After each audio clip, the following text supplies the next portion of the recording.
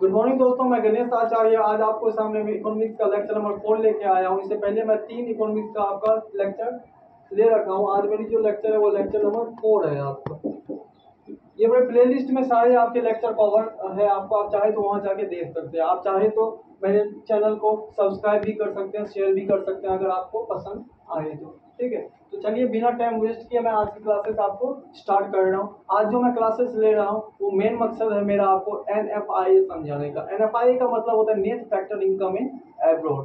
NFI का full form क्या होता है आपका? Net factor income from abroad. Income from abroad.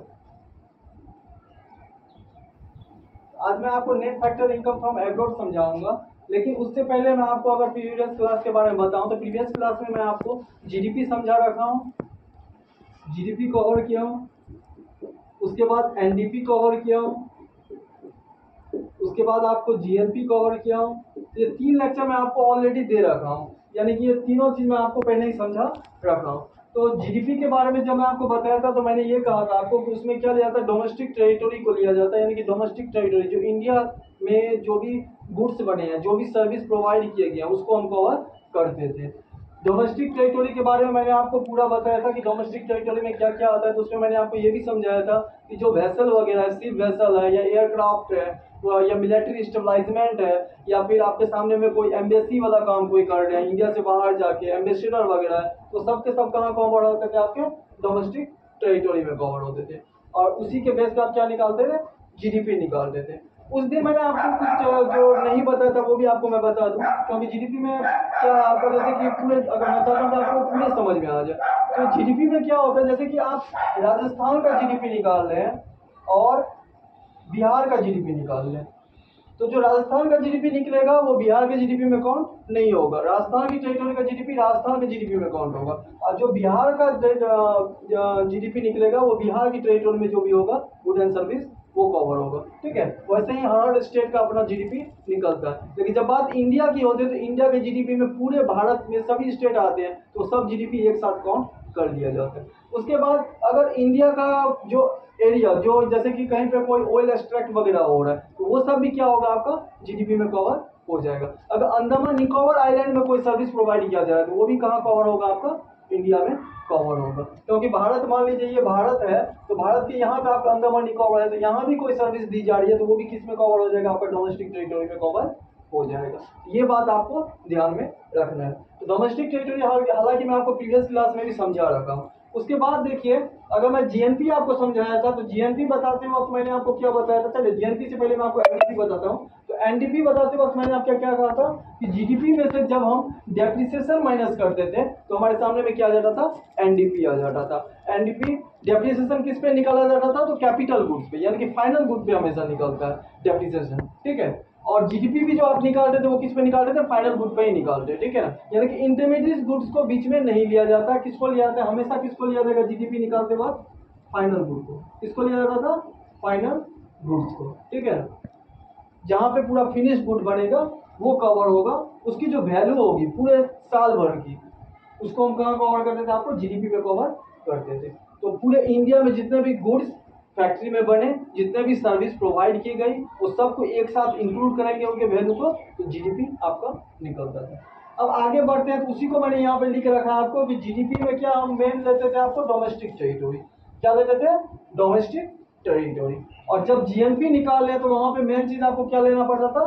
Normal resident. Normal resident GNP बताते वक्त मैंने आपको समझाया था नॉर्मल रेसिडेंट क्या होता है। नॉर्मल रेसिडेंट का मतलब एक ऐसा व्यक्ति जो इंडिया में ही रह रहा है, इंडिया में ही सब कुछ कर रहा है, उनका यानी कोई काम धंधा भी वो कर रहा है तो कहाँ कर रहा है? इंडिया में ही कर रहा है। तो वो कौन कहलाएंगे? आपको जिनको भारत की नागरिकता प्राप्त है, ठीक है, वो सब के सब कौन होंगे? आपके नॉर्मल रेसिडेंट होंगे। तो वो आप क्या किस में कवर होता था? जीएनपी में निकालते वक्त हम लेते थे। उसके बाद मैंने आपको कुछ एग्जाम्पल वगैरह भी दिए थे आपको, जैसे कि आपको मैंने शाहरुख खान का एग्जांपल दिया था, विराट कोहली का एग्जांपल दिया था कि उनका बिजनेस अगर इंडिया से बाहर चल रहा है तो वो किस में कवर होता था? जीडीपी में कवर होता था? नहीं होता था, जीडीपी में कवर नहीं होता था, लेकिन जीएनपी में कवर हो जाता था। ठीक है, देखिए अगर कोई विदेश में कोई कंपनी है, विदेश की कोई आदमी है, उनका कंपनी कहाँ है? आपका इंडिया में है, जैसे सैमसंग कंपनी का एग्जांपल लिया, जैसे एसेंचर कंपनी है, वो लोग उनके जो मालिक है वो रहने वाले बाहर के हैं, लेकिन उनका कंपनी कहाँ चल रहा है आपका इंडिया में, तो कौन सी टेरिटोरी में, डोमेस्टिक टेरिटोरी में, इंडियन टेरिटोरी में चल रहा है, तो वो किस में कवर होता था आपका जीडीपी में कौन होता था। लेकिन शाहरुख खान का जो रेस्टोरेंट इंडिया से बाहर है दुबई में, वो जीडीपी में कौन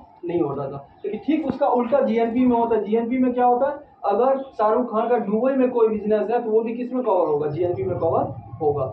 ठीक है, तो अब चलिए हम आगे बढ़ते हैं। तो हम यहाँ पे आपको कुछ एग्जांपल ले रखे हैं। जैसे मैंने यहाँ पे लिया कि एक एम नाम का आदमी है, एक एन नाम का आदमी है और एक पी नाम का आदमी है। ठीक है, तो अब ये तीन तरह का केस है, आपको तीनों में मैंने अलग अलग चीज दे रखा है। ठीक है ना, उसके बेस पे हम देखते हैं कौन जीडीपी में आएगा, कौन जीएनपी में आएगा। तो पहला वाला जो केस है उसमें मैंने मान लीजिए एक एम नाम का आदमी लिया हूँ, एक व्यक्ति लिया हूँ।